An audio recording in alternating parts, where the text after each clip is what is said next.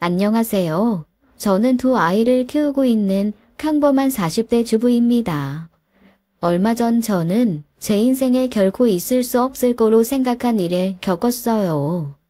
다시 떠올리자니 치가 떨리고 자다가도 우라가 치밀어 벌떡 일어나게 되는 일이죠.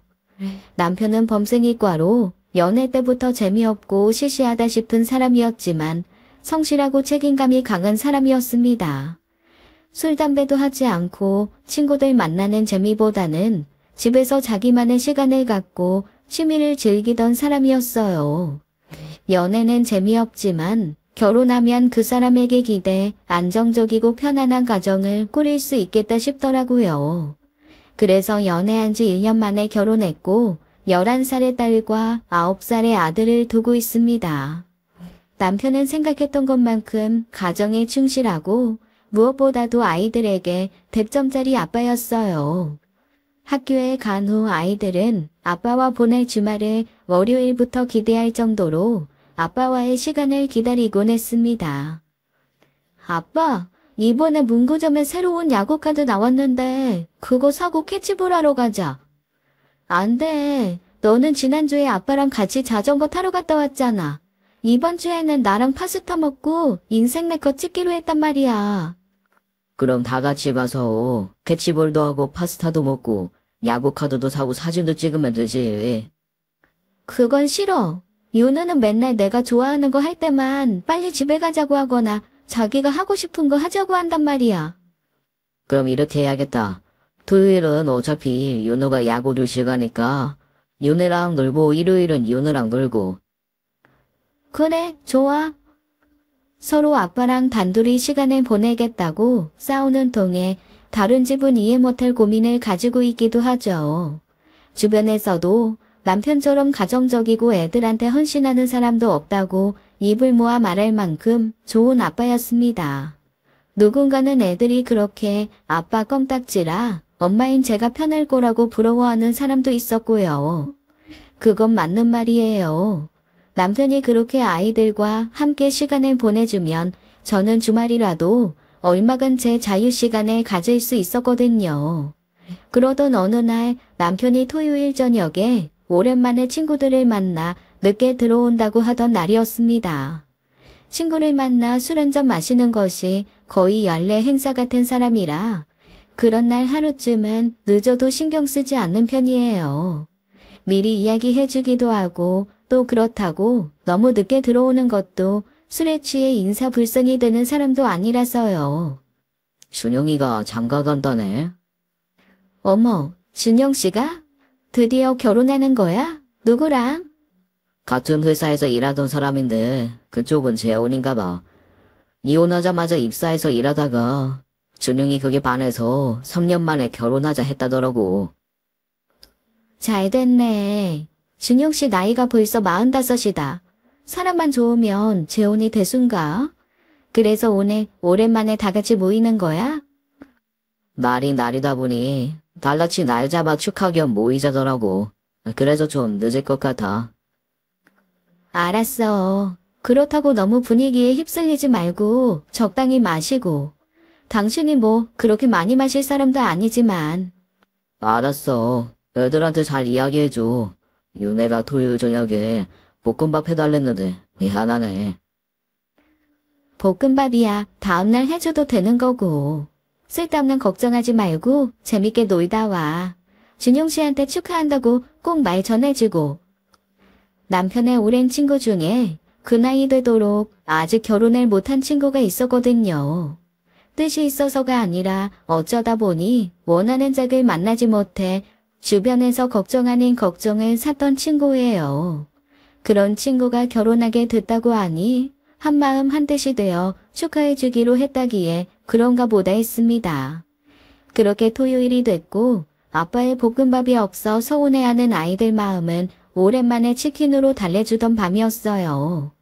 그런데 이 사람이 자정이 넘도록 연락 한 번 없이 들어오질 않는 거예요.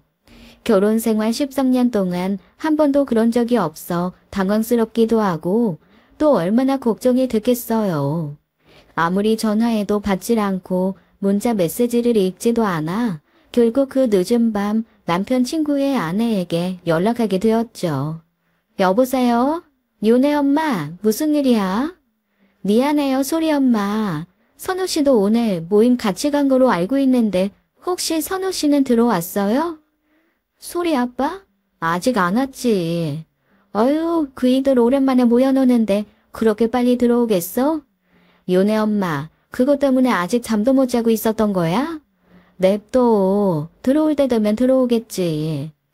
아니, 그래도 걱정이 돼서 먼저 잘 수가 없어서요. 걱정? 하긴, 요네 아빠는 이런 일이 드물어서 걱정도 되겠다. 나는 소리 아빠 그거 경찰서에서 연락 오는 것만 아니면 다행이다 하거든. 겨우 새벽 1시도 안 됐는데 어디서 술 진탕 마시고 놀고 있는 거겠지. 준용 씨 결혼 축하 파티 겸 만났다며. 요네 아빠처럼 안 그러던 사람이 한번 삘받아 놀면 또 못 맞고 그래. 네, 죄송해요. 이렇게 늦은 시간에 제가 잠도 깨우고. 괜찮아, 이해해. 다른 사람도 아니고 요네 아빠인데. 일단 기다려봐. 무슨 일이야 있겠어? 이 사람도 안 들어온 거 보면 같이 있겠지. 네, 감사해요. 얼른 주무세요. 걱정 때문에 초조해 잠 못 이루는 저와는 달리 대수롭지 않게 생각하는 지인을 보면서 원래 그렇게 노는 건데 제가 너무 과한 걱정을 하는 건가 싶은 생각도 들더라고요. 하지만 안 그러던 사람이고 마냥 늦게 되면 연락이라도 줄 사람인데 연락 한 번 없으니 답답하고 걱정돼 미칠 지경이었어요. 그렇게 아무것도 하지 못하고 초조하게 핸드폰만 껐다 켰다 하며 밤을 지새우던 중 남편이 들어온 것은 무려 새벽 3시가 넘은 시간이었습니다. 아이들이 깰까 조용히 들어오던 남편은 제가 거실에 있는 것을 보고 화들짝 놀라더라고요. 당신 안 잤어? 대체 어떻게 된 거야? 왜 연락이 없어? 아이, 미안해. 애들이랑 사진 찍다가 핸드폰을 오뎅탕에 빠뜨렸는데 그때부터 목통이 됐는지 버튼이 안 눌리더라고. 나중에 알았어. 뭐? 아니 그게 무슨... 전 그러면 소리 아빠한테 빌려서라도 좀 하지 그랬어. 집에서 기다리는 사람 생각은 안 해? 한 번도 이런 적 없는 사람이 자정이 넘도록 연락이 없이 안 들어오는데 얼마나 걱정을 하겠냐고. 미안해, 여보. 아이, 오랜만에 애들도 많이 모여서 그런지 들떠서 내가 생각을 못했어.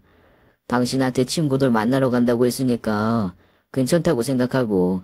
아니 다른 사람도 아니고 당신이 그러니까 그렇지. 왜 안 하던 짓을 해서 사람 잠도 못 자게 만들어? 아유 됐어. 무사히 돌아왔으면 됐지. 지금까지 한숨도 못 자고 기다린 거야? 그럼 당신 같으면 잠이 오겠어? 아침에 왔으면 아주 내가 경찰에 신고할 뻔했어. 얼마나 마음이 졸였는데. 당신 울어? 아, 여보. 나는...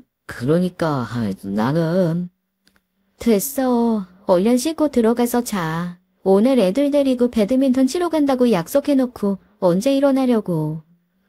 막상 남편이 무사히 돌아온 것을 보니 화도 나지만 안도가 되어 눈물이 좀 나오더라고요. 남편이 들어오고 나서야 가슴을 쓸어내리며 잠자리에 들었는데 남편은 전에 없던 제 눈물에 미안한 마음이 들었는지 등을 돌리고 잔 저를 뒤에서 살며시 껴안더라고요. 여보, 미안해. 내가 생각이 짧았어. 다들 그런 날은 늦게 들어가도 된다고들 하니까 나도 한 번쯤은 그래도 되나 싶어서. 됐다니까. 이제부터 그러지 마. 혹시 그렇게까지 늦게 놀게 되면 꼭 연락 좀 해주고. 연락하는 게 어려운 건 아니잖아. 당신이 그랬다고 하면 나도 한숨도 못 자고 기다렸을 것 같아. 미안해. 그렇게 저는 오랜만에 남편의 품에서 잠이 들었고 저는 그게 오히려 남편과의 애정을 느끼고 확인할 수 있었던 계기라고 생각했습니다. 남편을 기다리는 동안 남편에게 무슨 일이 생겨 남편 없이 살아가게 될지도 모른다는 생각까지 했었거든요. 지인 말대로 너무 과한 걱정이었지만 오히려 그때 그런 생각을 하고 나니 남편이 제게 얼마나 소중하고 필요한 사람인지 알게 되었어요. 그런데 부부애와 가족애를 느낄 수 있었던 해프닝이라고만 생각했던 건 저의 착각이었습니다. 그로부터 며칠 뒤 먼 지역에 사는 지인으로부터 연락이 왔어요.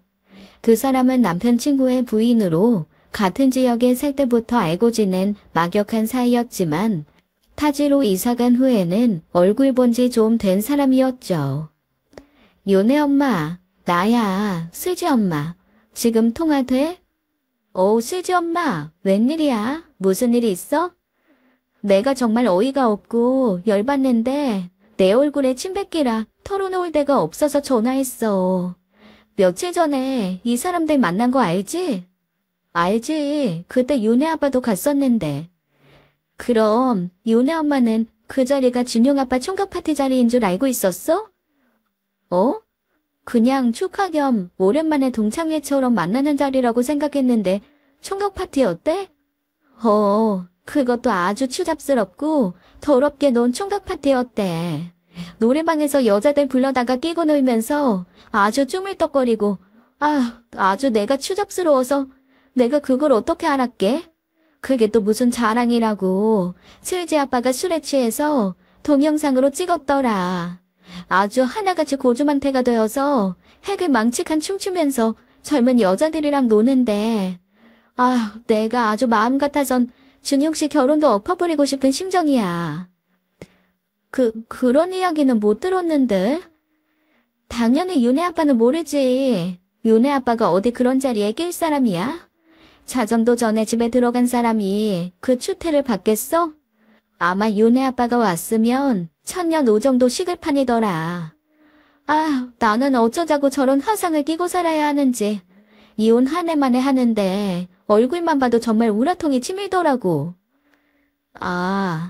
혹시 슬지 아빠가 그래? 우리 윤혜 아빠가 자정 전에 들어갔다고. 동영상 보니까 윤혜 아빠는 안 보이길래 물어봤더니 먼저 갔다던데? 원래 빨리 들어가잖아. 왜? 늦게 들어왔어? 아니. 나도 너무 당황스러워서. 윤혜 아빠도 그런 자리에 있었나 하고. 배부른 소리 하지 말어. 세상 남자들 다 여자 끼고 놀아도 윤혜 아빠는 그럴 사람 아니야. 자기 자식한테 부끄러운 행동은 하지 말자는 게 그 사람 삶의 모토 아니야. 그나저나 속상하겠네. 어떡해. 진짜 어떡하나 싶다. 친정에 말했더니 엄마는 또 그건 또 바람 피운 건 아니니까 좀 봐줘라고 하고. 아니 그게 왜 바람이 아니야? 다른 여자 끼고 부비고 그 지랄했으면 바람이지. 그러게. 수이지 아빠는 뭐래?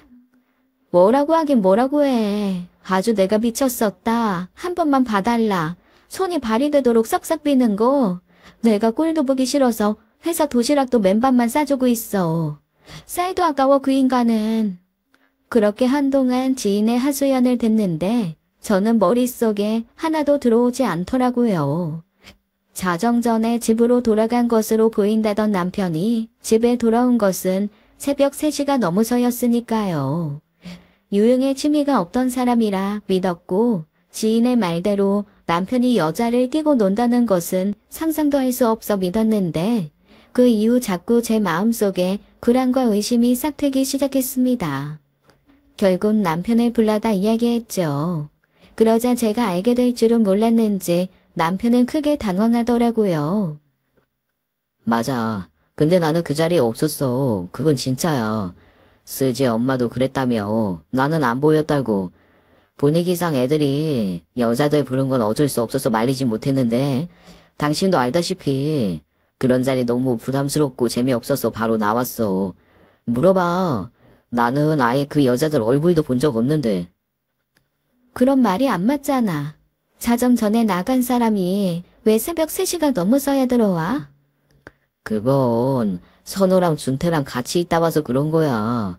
걔네들도 그런 거 별로 안 좋아하고 그래서 같이 근처 가서 또 한두 잔 마시다 보니 시간이 그렇게 된 거였어. 같이 걷다 드나갈 만한데 찾고 이야기하고 그러다 보니까 시간이 그렇게 훌쩍 지났더라고. 남편은 결백을 주장하며 기피고 허튼 짓은 하지 않았다고 하면서 친구와 통화도 시켜주더라고요. 그때 지인을 자다 깨웠을 때 자정이 넘도록 들어오지 않았다고 했던 걸 보면 따로 같이 있었던 것이 분명해 보이는데 어쩐지 저는 마음을 진정시키기가 어려웠습니다. 아무리 결백이 입증된다고 하더라도 남편이 한 일은 제게 큰 실망이 됐었으니까요. 그 후로 남편은 더욱더 가정에 신경 쓰고 제게 믿음을 주려고 노력하는 것이 보였습니다. 전처럼 주말에 온전히 아이들을 위해서 쓰고 제게 친구 만나러 가라고 시간을 준다거나 주말에도 집안일을 도와주는 등 신경을 썼죠. 하지만 제 마음은 전과 같지 않더라고요. 남편은 전과 다름없이 하는 것인데 저는 남편의 행동이 어쩐지 자기 잘못을 덮기 위해 하는 가식처럼 느껴지더라고요. 그저 마음에 우러나와서 하는 것들에 나쁜 의미를 부여하다 보니 며칠간은 남편 얼굴 보는 게 힘들었습니다. 그래서 친구를 만나 처음으로 남편 문제로 상담도 했죠. 너가 남편 문제로 그렇게 힘들어하는 건 또 처음 본다. 부부 문제야 섣불리 말을 얹긴 힘들지만 내 생각엔 너가 너무 과민 반응하는 게 아닌가 싶긴 해. 과민 반응? 일단 그날 일은 제쳐두고서라도 너네 남편 지난 13년간 어떻게 했냐? 그야말로 자기 가정을 위해 사는 사람처럼 그렇게 열심히 했는데 오히려 그런 일이 생기면 지난 그 노력으로 쉽게 커버되는 거 아니야? 그랬던 사람이니까 이번에도 별 문제 아니었던 것 뿐이라고 말이야. 그런가? 근데 왜 이렇게 쉽지 않지? 나도 5년 중에 요네 아빠도 다른 남자랑 똑같다 그런 생각을 하고 있었나? 그럴 수도 있지. 근데 너무 그렇게 고민하고 힘들어하지 마. 요네 아빠 실수는 맞는데 그렇다고 궁든탑 무너뜨릴 정도는 아닌 것 같아. 우리도 가끔 막 20대처럼 밤새도록 놀고 싶을 때 있잖아. 그런 거겠지.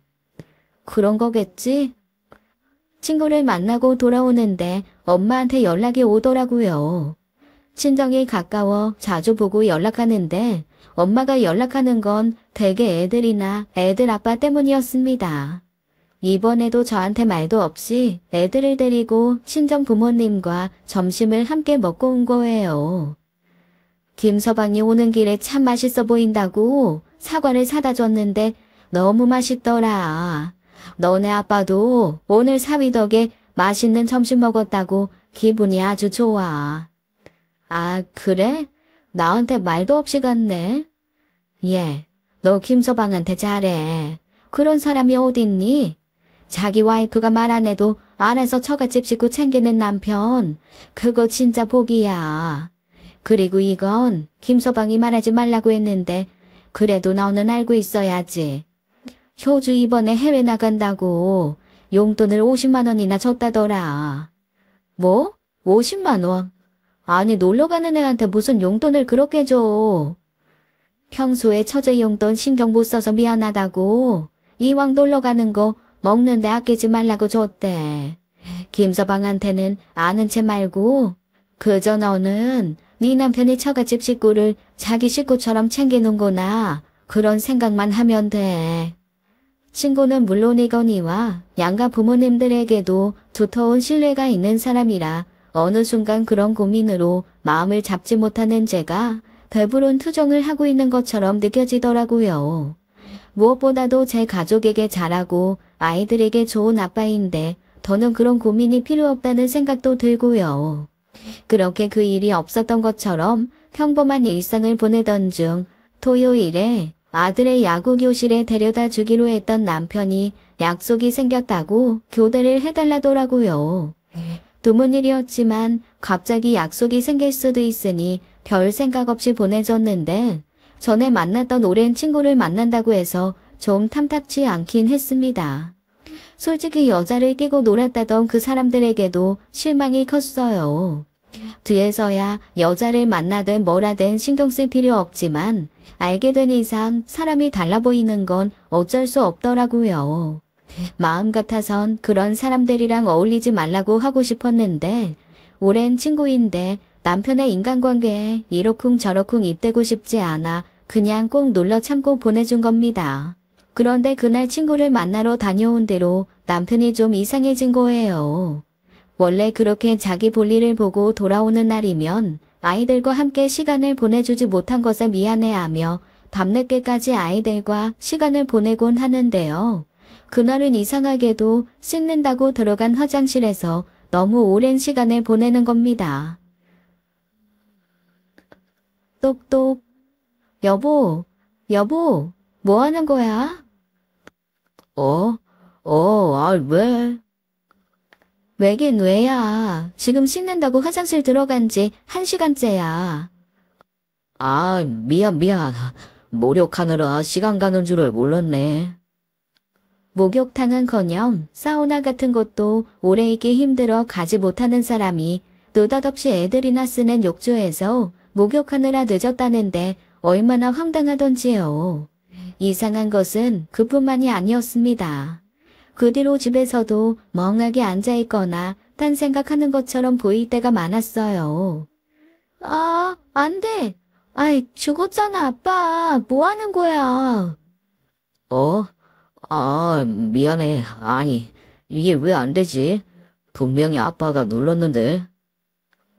진짜. 지금 몇 번째야. 계속 죽기만 하니까 게임도 재미없어. 나가서 캐치볼 할래. 그래, 그러자. 캐치볼. 그래요. 어딨더라, 공이? 여보, 무슨 일 있어? 무슨 일이 있겠어. 근데 왜 그렇게 하루 종일 딴 생각하느라 정신없는 사람처럼 굴어? 아니, 그냥 좀 피곤한가 봐. 요새 회사 일도 바쁜데 제대로 못 쉬어서 그런가? 그럼 캐치볼 하지 말고 한숨 자. 아니야. 캐치볼만 갔다 와서 잘게. 괜찮아, 정말이야.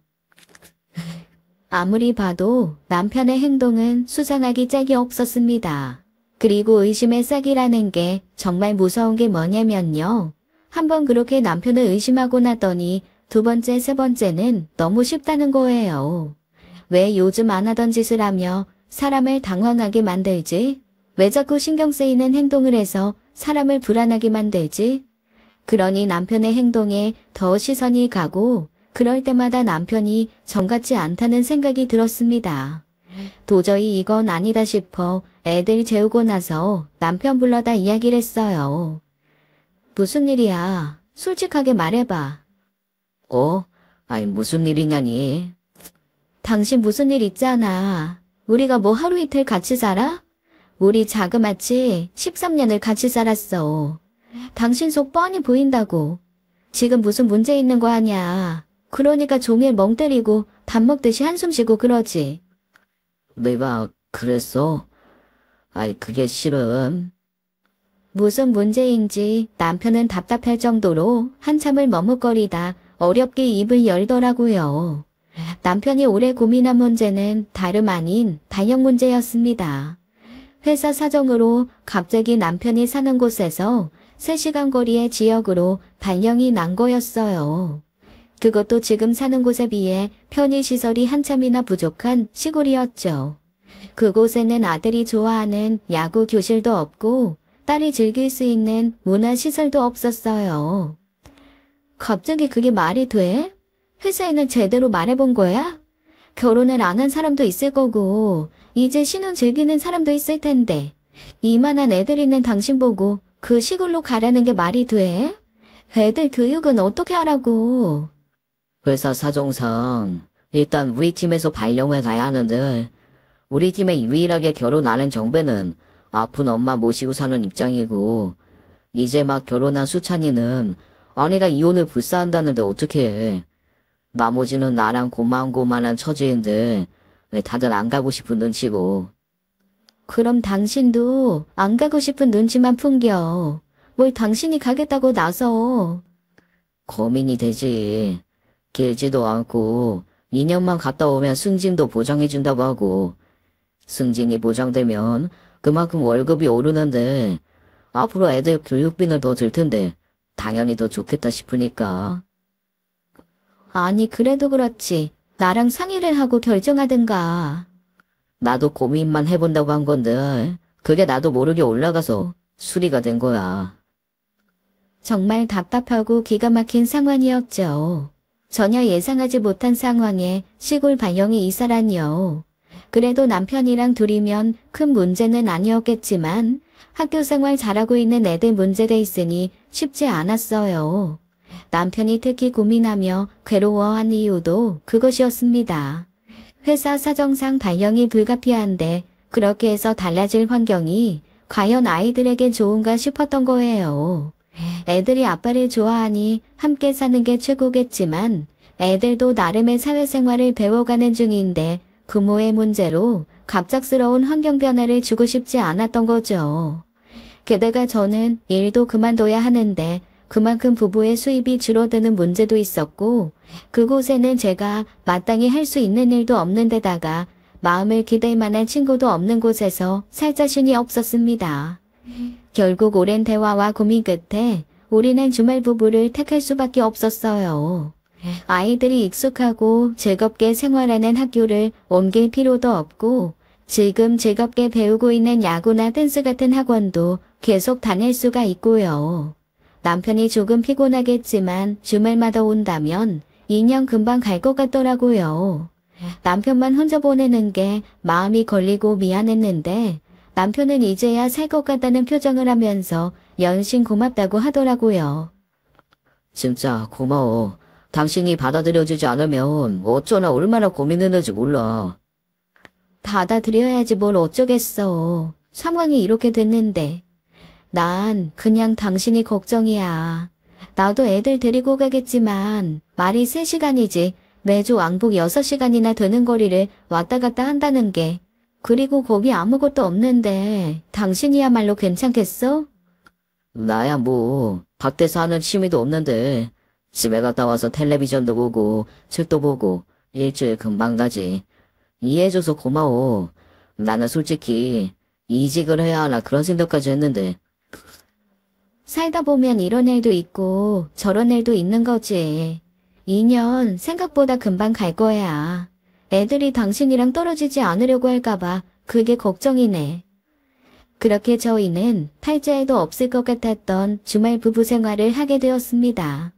남편에게 딱 한 가지 당부한 것은 피곤하더라도 주말은 꼭 아이들을 위해서 더 노력해달라고 했어요.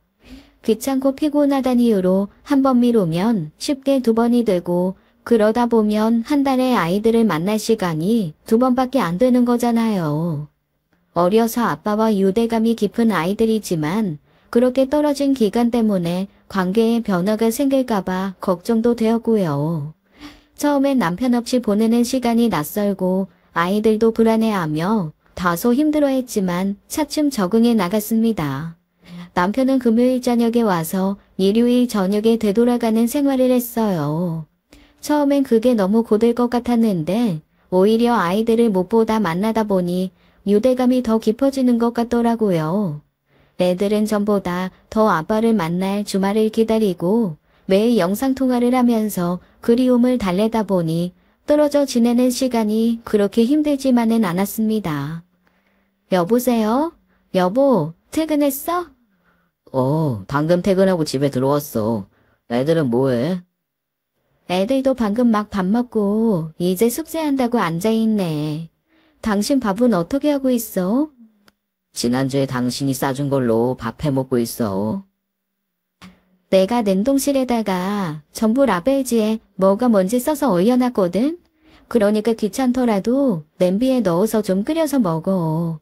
막 한 것처럼 맛있진 않더라도 대충 먹는 것보단 낫지. 걱정하지 마. 오늘도 당신이 얼려놓은 소고기 묵고별, 장모님 갓김치 먹을 생각에 설레서 퇴근했어. 혼자 지내다 보니 뭐 낚시라곤 그거밖에 없네. 이따 애들 숙제 끝나면 다시 연락해. 자기 전에 얼굴 좀 보게. 혼자 지내는 남편의 처지가 안쓰럽고 신경 쓰였지만 어쩌겠습니까. 저희 부부가 선택한 일이니 감내할 수밖에 없었죠. 그렇게 차츰 주말 부부 생활이 적응이 되어 가던 어느 날이었어요. 오랜만에 첫째 학부모 모임에 갔는데 제가 주말 부부 하고 있다고 이야기하게 되면서 다소 언짢은 이야기가 오고 갔죠. 그래도 남편 없이 자유시간이 늘어서 좋겠어요.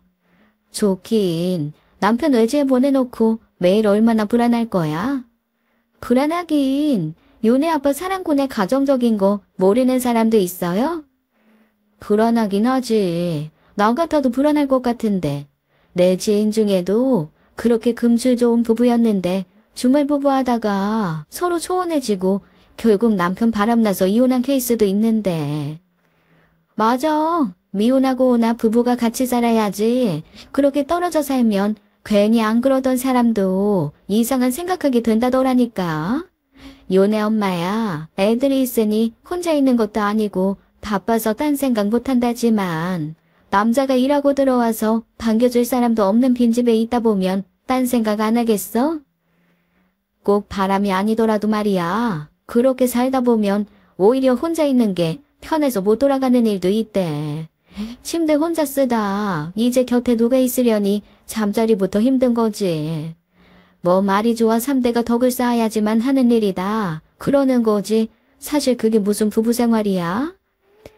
다들 요네 엄마 듣는 데서 좀 너무하시네. 어머, 미안해요 요네 엄마. 요네 아빠가 그럴 거라는 게 아니라 그냥 상황이 그렇다는 거지. 아, 네. 요네 아빠는 그럴 사람도 아니고 떨어져 있어도 매일 영상통화하면서 애들이랑 같이 시간 보내주니까 사실 그렇게까지 빈자리를 느끼진 못하고 있어요. 그래요. 주말 부부 한다고 다 딴 생각 하나요? 그럴 사람들이 그러는 거지.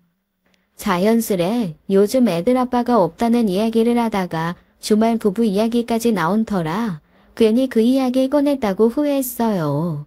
제 앞에서 대놓고 그런 이야기를 하는 엄마들이니 뒤에선 아니긴 뭐가 아니냐는 둥 별의 별말을 하며 우리 집 불행을 기다릴 것 같았거든요.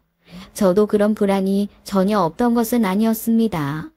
사위에 두터운 신뢰를 하고 있던 친정엄마마저도 그건 좀 아니지 않냐고 만류했었거든요. 그러지 말고 다시 생각해봐. 아무리 애 낳고 사는 부부라지만 몸이 떨어지면 마음이 떨어지기 마련인데 전하의 김서방이라도 그건 좀 힘들지 싶어. 우리도 가볍게 생각하고 시작한 일은 아니야. 2년 동안 딱 죽었다 생각하고 서로 더 고생하자고 약속하고 지금도 그러고 있는 건데 엄마가 괜히 그런 말 하면 나 불안해서 더 싸우게 될 수도 있어. 괜히 걱정돼서 하는 말이지. 주말 부부 그냥 그게 떨어져 산다고 그만인 일도 아니라 보통 힘든 일이 아니라더라. 엄마 친구 딸도 그렇게 둘이 잘 살더니 주말 부부 하고 나서부터 아주 밥 먹듯이 싸워서 죽겠대. 우린 아직까지 한 번도 싸운 적 없어. 왜 그런 케이스들을 가지고 와서 일반화하는지 모르겠어. 주말 부부가 전부 이혼으로 끝나면 다들 주말 부부 무서워서 시작도 못하지. 그만한 믿음도 없이 어떻게 살아? 아니면 다행이고 혼자 지내기 적적하지 않게 자주 전화도 하고 찾아가고 하고 그래. 냉장고도 좀 살펴주고, 응? 주변에서 유쾌하게 넘어가면 좋을 텐데 걱정된답시고 한마디씩 거드는 일 때문에 오히려 저는 나날이 불안한 날들이 많아졌습니다.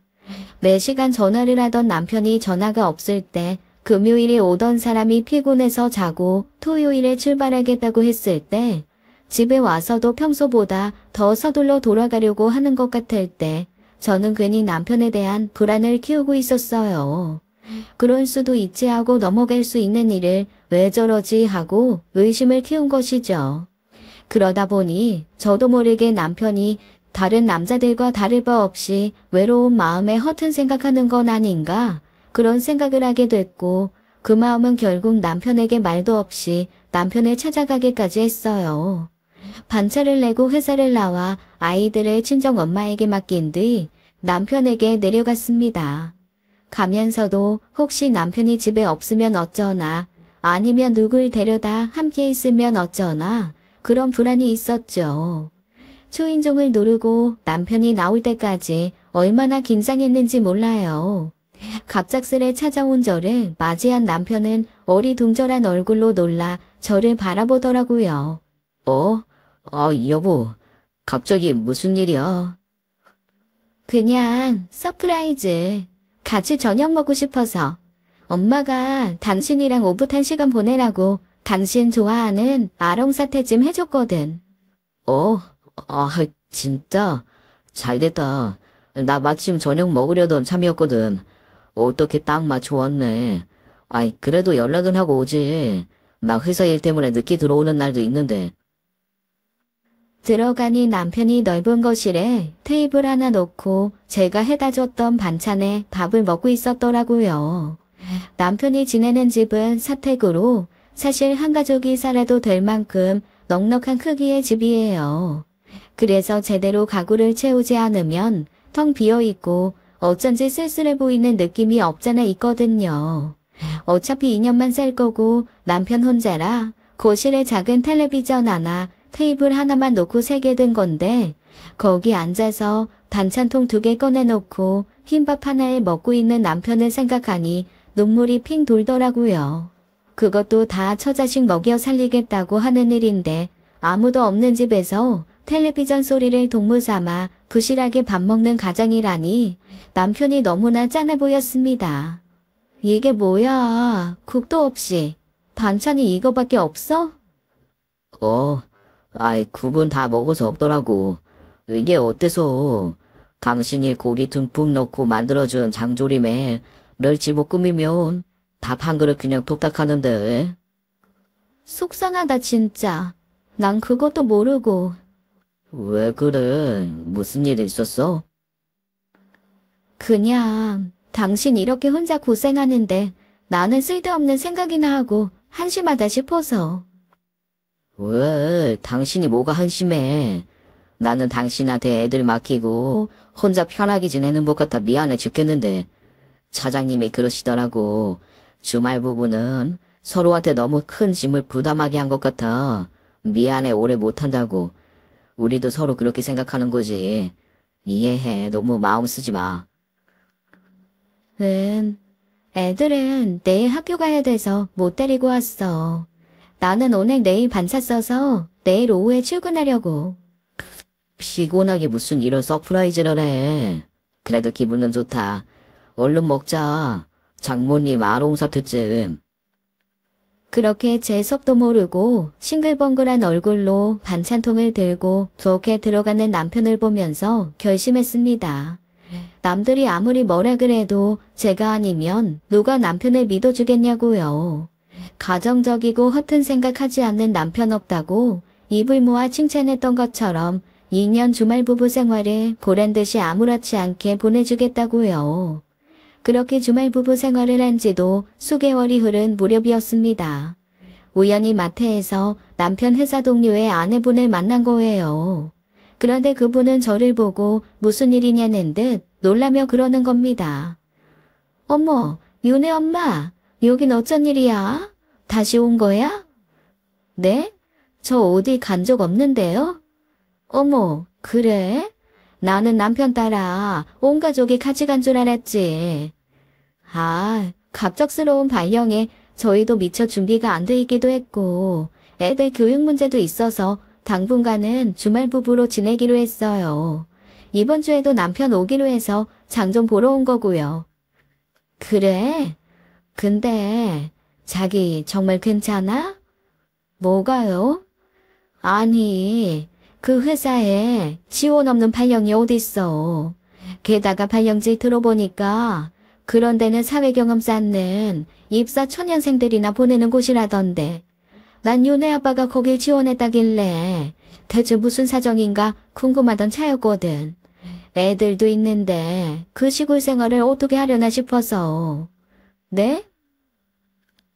뭐 별일 없으면 다행이고 윤혜 엄마 여기 있는 거면 윤혜 아빠 올라오는 날 같이 밥이나 먹게, 응?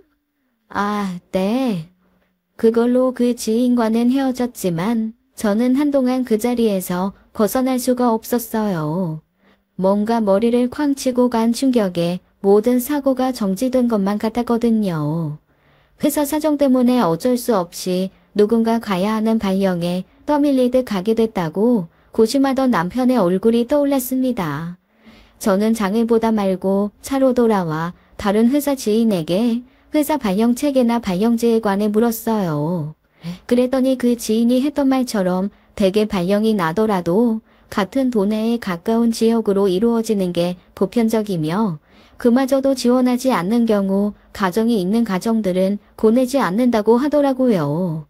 암묵적인 룰이 있어 특히 인프라가 부족한 시골이나 도서 산간 지방의 발령은 입사 초년생이 간다는 것이었습니다. 그러니까 그 말은 즉 이번 발령은 온전히 남편이 원해서 자원한 일이라는 것이었어요. 집으로 돌아와서도 대체 이게 어떻게 된 일인지 알 수가 없어 아무것도 할 수가 없었습니다. 저녁 달라는 애들에게 원하는 피자나 시켜주고 하염없이 핸드폰만 바라보고 있었어요. 대체 이게 무슨 의미인지 남편이 왜 갑자기 그 먼 곳으로 발령을 지원했는지 도통 짐작할 수가 없었죠. 그런데 그때 남편에게서 전화가 왔습니다. 여보, 어쩌지? 아무래도 이번 주는 못 갈 것 같아. 출발한 거 아니었어? 막 출발하려던 차에 회사에서 연락을 받았어. 실은 이번 주에 회사 단합대회 겸 야유회가 있는데, 나는 진짜 집에 가야 한다고 빠지겠다고 했거든. 근데 부장님까지 오시는 자리에 유일하게 나만 빠진다고 하니까 예의 안에 한 번 있는 자리인데 빠진다고 성화네. 단합대회? 당신 알잖아. 나 그런 자리 질색하는 거. 내일 끝나고 바로 올라가든지 해야 할 것 같은데 갔다 오면 피곤해서 힘들 것 같고 일요일에 가자니 바로 내려와야 하는데 아무래도 힘들겠다 싶은데 어쩌지? 그럼 어쩔 수 없지. 미안해. 윤혜랑 윤호한테는 내가 이야기할게. 근데 여보. 아니야, 알았어.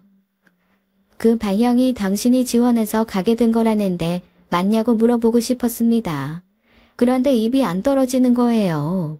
대체 뭐가 그렇게 걱정이 되어서 그랬는지 모르겠지만 다음날 또 애들을 엄마에게 맡겨두고 남편 집으로 향하는 동안 깨달았습니다.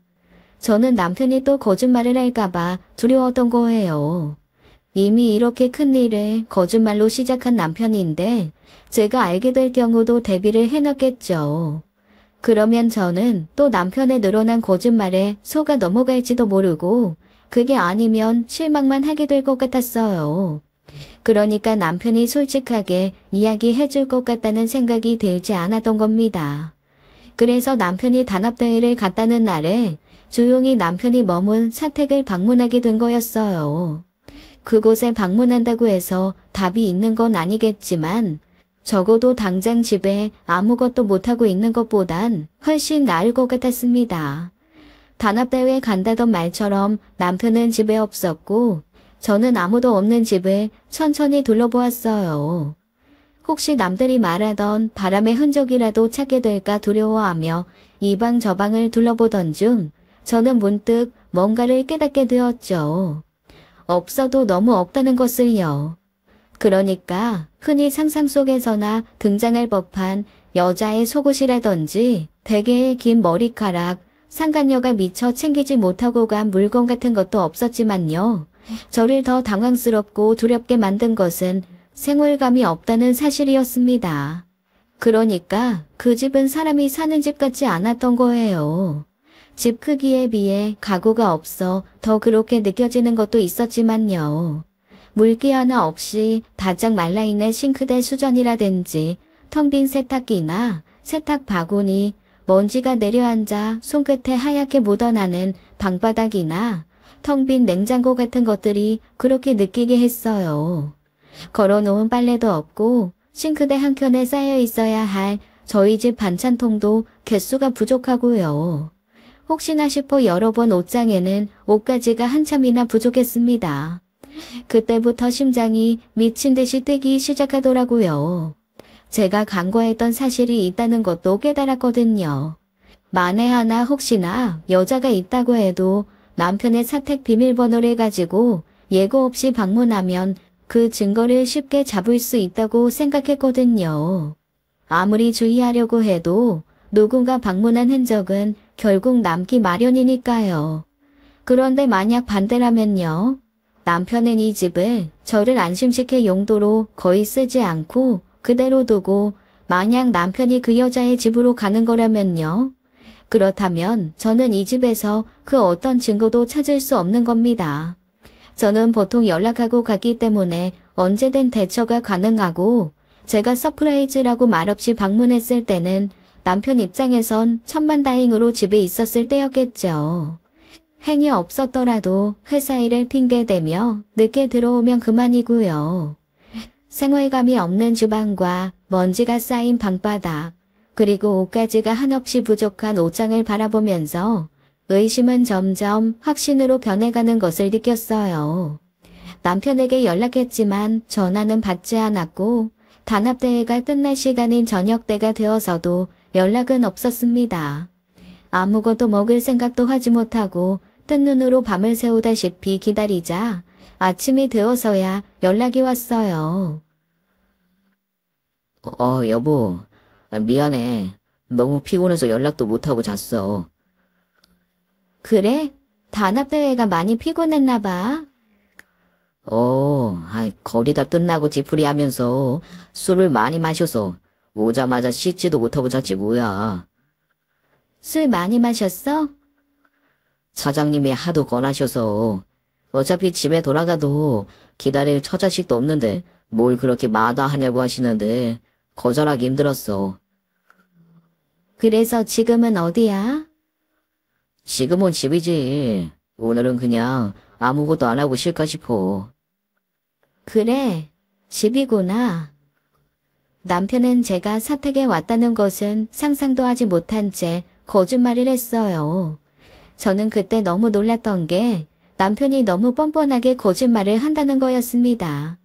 살면서 거짓말이라곤 전혀 못할 것 같았던 사람이 제가 몰랐더라면 깜빡 속아 넘어갈 만큼 태어나게요. 피곤하겠다. 그럼 쉬어. 화났어? 미안해. 내가 연락은 하고 자려고 했는데 나도 모르게.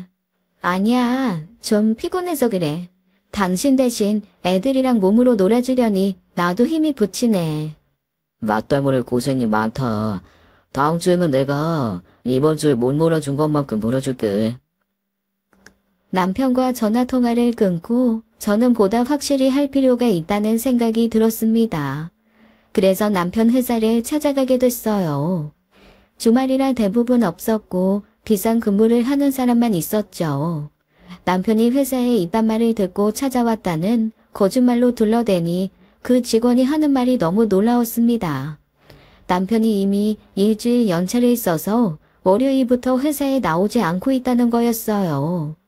단합대회도 거짓말이었고 일주일이나 연차를 쓰고 회사도 나오지 않은 겁니다.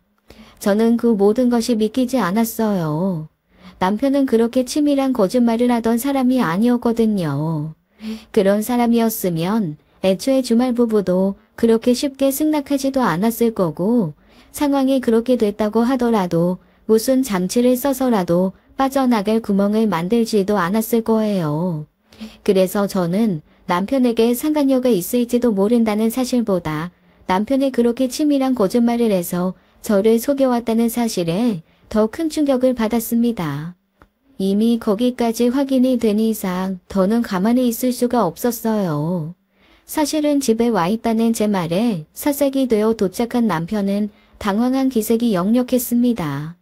저는 그때까지만 해도 남편이 제게 털어놓게 될 진실이 고작해야 숨겨둔 상간녀 정도인 줄만 알았어요. 그게 당시 제가 상상할 수 있는 최악의 상황이었거든요. 어떻게 된 거야? 언제 왔어? 말이라도 하고 오지. 부부 사이에 뭘 일일이 말을 하고 와. 그냥 생각나면 올 수도 있는 거지. 아니, 나는 당신이 고생할까봐. 나 살까? 점심은 먹었어? 가서 점심 먹자. 단합대회 끝나고 어디서 잔 거야? 어디서 자긴? 집에서. 그럼 내가 어제 하루 종일 이 자리에서 앉아서 기다리는 동안 당신은 어디 몰래 들어와서 숨어서 잤다는 거야? 어제? 당신 설마 어제 왔었어? 여보, 피곤하니까 입씨름 그만하자. 단합대에 없던 것도 알고, 당신 지금 연차 내고 회사 안 나가고 있는 것도 알아. 그리고 이번 발령 차출이 아니라 지원인 것도 알고 왔으니까 거짓말 그만해. 뭐라고? 경훈아, 윤혜 엄마, 그래. 이 상황에 애들 이름은 입에 올리지 말고. 지금 나 많이 참고 있거든? 핑계, 변명, 거짓말 그런 거 다 빼고 진실만 이야기해. 대체 어떻게 된 일이고 어떤 상황인지. 그러니까. 그때였습니다. 긴장한 남편이 땀을 닦으려 팔을 움직인 순간 저는 남편에게서 희미한 어떤 냄새를 포착한 거예요. 그리고 가까이 다가가 남편 품 안에서 나는 그 냄새에 저는 믿을 수 없어 남편을 올려다보았습니다. 잠깐만, 설마. 경훈아, 내가 설명할게. 남편은 곧장 제 앞에서 무릎을 꿇었고 저는 인정하고 싶지 않았던 사실을 입 밖으로 꺼내 확인해야 했어요. 애가 있어? 남편의 품에서 난 냄새는 다름 아닌 아기 냄새였습니다. 갓난아이에게서 나는 특유의 모유 냄새와 애가 투에서 나는 그런 냄새였어요. 아이 둘을 낳은 제가 그 냄새를 모를 수가 있을까요? 냄새를 맡자마자 우리 애들 아기 때를 떠올렸는데요. 왜 어린아기 냄새가 남편 품에서 나는지, 왜 아이가 토했던 것 같은 흔적이 남편 등 뒤에 있는 건지 긴 설명이 필요한 이야기도 아니었습니다. 상간녀 사이에서 아이가 있다는 의미였어요. 더는 제가 참고 인내할 이유가 없었던 거죠. 당신 미쳤어? 경훈아, 내가 설명할게. 그런 거 아니야. 네가 생각하는 그런 게 아니라. 그러니까 그게 맞는데. 그게 아니야.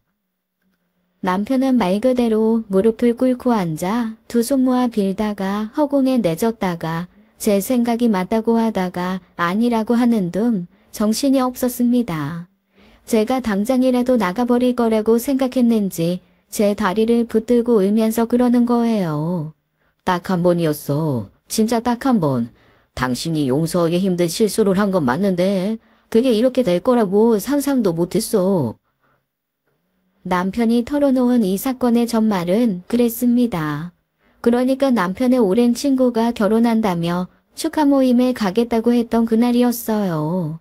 총각 파티한답시고 여자들 부른 자리에는 절대 가지 않았다던 남편이 실수했다던 여자는 다름 아닌 그 자리에서 30여 년 만에 만난 첫사랑 동창이었답니다. 원래는 남자들만 모이는 자리인데 연락이 닿아있던 친구 중 하나가 오랜 친구의 늦장가 소식을 전했고 자기도 축하하고 싶다며 그 자리에 왔다는 거예요. 어렸을 때 남편이 오랫동안 짝사랑했고 만난 지 한 달 만에 여자의 변심으로 헤어졌던 첫사랑이자 첫 여자친구였던 거죠. 남편도 생각지 못한 갑작스러운 만남이었는데 둘 사이를 알고 있는 친구들이 짓궂게도 둘만 시간을 보내라며 내보냈고 친구들의 알리바이 안에서 둘이 술을 마시다 그렇게 됐답니다. 그 여자 앞에서 술 못하는 척 하고 싶지 않아 무리해서 마신 것이 화근이 되었고 화들짝 놀라 정신을 차려보니 이미 모텔 방 아니었다고요. 진짜 그 어떤 사심도 없이 벌어진 일이야. 나도 얼마나 당황했는지 몰라. 나는 전혀 기억도 없어. 그렇다고 하니까 그렇게 됐구나 했지. 나는 정말 진심으로 한 행동이 아니었어요. 그래서 그게 없던 일이 되니? 그래서 임신이 됐다는 거야? 한참 후에 알았어. 나한테 말도 안 하다가 그래도 애 아빠가 애 존재는 알고 있어야 할 것 같아서 연락했더라고. 근데 정근을 왜 지원한 건데? 그 여자랑 살고 싶어서? 그게 아니야. 정말로 그 여자가 딱 하나만 부탁하자면서 협박했어. 평생 아빠 역할 할거 2년으로 퉁쳐줄 테니까 애 낳고 돌까지만 옆에 있어 달라고. 딱 애 아빠 역할만 부탁한 거야. 안 그러면 당신한테 다 말하겠다고 해서 그래서 어쩔 수가 없었어. 남편은 그렇게 이야기하면서 서럽게 우는 겁니다. 저는 남편이 하는 말 중 그 어떤 말도 이해가 되지 않았어요. 남편이 제게 쌓아온 신뢰가 있는데 정신이 나갈 때까지 술을 마셨다는 사실도, 그렇게 첫사랑과 하룻밤을 보내 아이를 가졌다는 사실도, 첫사랑의 협박에 못 이겨 아이 아빠 역할을 하기 위해 우리 애들 아빠 역할을 밀어놓고 발령을 지원했다는 사실도요. 남편을 원하면 만나게 해줄 수 있다며 저를 그 여자에게 끌고 갔습니다. 그 여자는 어느 정도 마음의 준비는 하고 있었는지 자기 집에서 애를 안고 저를 기다리고 있더라고요. 태어난 지 한 달이나 됐을 것 같은 아주 작은 아이였어요. 그 여자는 순순히 그 사실을 털어놓더라고요. 안 아픈 개는 씻을 수 없는 상처를 드렸다는 거 압니다. 실수로 시작된 일이지만 결혼도 안 한 제가 늦은 나이에 갖게 된 아이에 욕심이 나서 무리한 부탁을 했어요. 남은 가족도 없어 혼자 된 마당에 도움받을 사람은 없고 그래도 아빠로서 책임이 있으니 그 책임만 져달라고 한 거예요. 정말 죄송합니다. 저한테 그런 일이 일어날 줄 누가 알았겠나요. 주말 부부가 문제가 된 게 아니라 그저 주말 부부 생활은 이들의 감쪽 같은 거짓말에 이용당한 것뿐이었습니다. 자초지종을 알게 되었다고 해서 남편과 그 여자를 이해할 수 있는 것은 전혀 없었어요. 저는 당분간 집에 오지 말라고 하고 혼자 집으로 돌아왔습니다. 그리고 집에 돌아와서야 아무도 없는 집에서 울분을 토해냈죠. 엉망이 되어버린 것 같은 내 인생은 누가 책임지나요? 엄마를 배신하고 배다른 동생을 만든 아빠에게 실망할 상처받은 아이들 마음은 또 누가 책임지고요. 숨길 자신이 없었습니다. 애들도 눈치가 빤한데 매주 오던 아빠가 오지 않게 되고 엄마와 아빠 사이에 살가운 대화가 사라지고 다정한 눈빛도 없는데 모를까요. 퍼즐 조각을 주워 맞추듯 어른들이 나누는 대화 속에서 결국 아이들도 진실을 알게 될 테고 결국 우리 가족은 절대 전으로 돌아갈 수가 없게 된 겁니다. 용서요. 남편의 실수고 어쩔 수 없는 상황이니 봐줄 수 있는 거 아니냐고요. 저는 그렇게 인내심이 강하고 너그러운 사람은 아니에요. 실수는 그럴 때 쓰는 말이 아니고요. 애초에 첫사랑을 만난 설렘에 이기지도 못할 술을 마시지 않았더라면 이런 일도 없었을 겁니다. 아니 솔직히 술이 없었다고 해도 그런 일이 없었을까 싶어요. 게다가 발령지로 내려가 저를 속이고 아이를 핑계로 그 여자와 부부처럼 지낸 것도 사실이잖아요. 이미 남편은 돌이킬 수 없을 만큼 신뢰를 저버렸고 더는 부부 생활을 이어나가기 힘들었습니다. 이혼은 안 돼. 절대 안 돼? 제발 내가 이렇게 빌게. 한 번만 용서해줘. 내가 원해서 이렇게 된 건 하나도 없었어 여보. 당연히 믿어야 하는 사람을 믿어야 한다고 생각하게 만드는 게 얼마나 힘든 일인 줄 알아? 나는 더는 의심 없이 당신을 믿기 어려울 것 같아. 그건 부부라고 할 수 없지. 나는 당신이랑 못 살겠어. 의미가 없는 일이었지만 남편은 신뢰 같은 희망이라도 걸어보겠다고 친자 확인까지 했지만 남편의 아이가 맞았어요. 친정 가족들의 강력한 권유와 도움에 여자를 상대로 상간녀 소송을 하여 기록을 남겨두었습니다. 이혼 소송까지는 가지도 않았어요. 전 남편은 친정아빠에게 정말 흠씬 두들겨 맞았고 그 과정에서 아이들이 모든 사실을 알게 되었죠. 애들 아빠로 살겠다는 것까지 막을 생각은 없었는데 아이들이 거절하더라고요. 아빠를 만나고 싶지 않다고요. 윤우야. 아빠가 잘못한 거 알아. 엄마한테도 너희들한테도 씻을 수 없는 상처를 줬어. 아빠가 더 노력할게. 계속 너희가 하라는 만큼 반성할게. 그러니까 너희 옆에서 노력할 수 있도록 기회를 좀 주라. 어? 아빠랑 우리 윤우 못 만나고 어떻게 살아? 아빠가 우리를 정말 사랑했으면 여자친구를 안 만났겠지. 아빠는 엄마도 나도 윤우도 별로 사랑하지 않았으니까 여자친구도 만나고 그리고 아기도 생긴 거잖아. 그런 게 아니야. 윤우야. 그런 거 정말 아니라고. 제발 아빠 좀 믿어줘. 아빠 싫어. 아빠 때문에 엄마도 울고 아빠 실망이야. 윤우야, 아빠는 정말 그게 진심이 아니었어. 남편에게는 저와의 이혼보다도 더 힘든 것이 아이들을 만나지 못하게 된 것일 거예요. 아이들의 마음이 풀릴 때까지, 아니 죽을 때까지 노력하겠다고 했지만 글쎄요.